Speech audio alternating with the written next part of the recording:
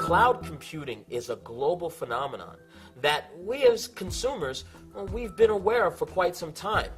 Now the enterprise is starting to understand the power and the enormity of cloud computing. The idea that services and processes and applications and infrastructure and just about anything that can be delivered has a service using internet technologies where the consumers can just say, I don't care how you do it, just get it done to me, just meet my expectations, is something that's fairly new to the enterprise. What the customer sees is a service-based, services-oriented interface. They don't see the implementation. That's abstraction. Behind that abstraction layer, what the provider sees are technologies that enable economies of scale, enable sharing, enable elasticity. But how it's enabled, how it's implemented is completely hidden from the user. The ability for a business to define itself based on buying and selling services rather than based on buying and implementing technology is a huge changer.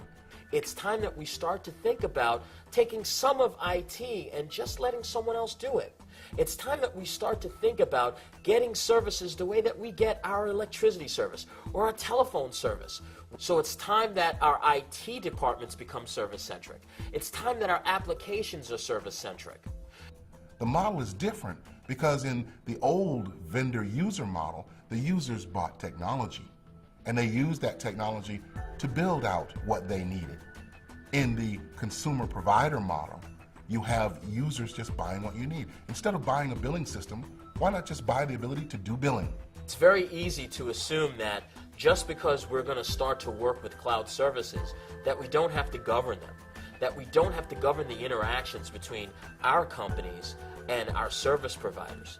It's important that you have a means of measuring your expectations and measuring those service levels. It's important that you have choice, and it's important that you have trust.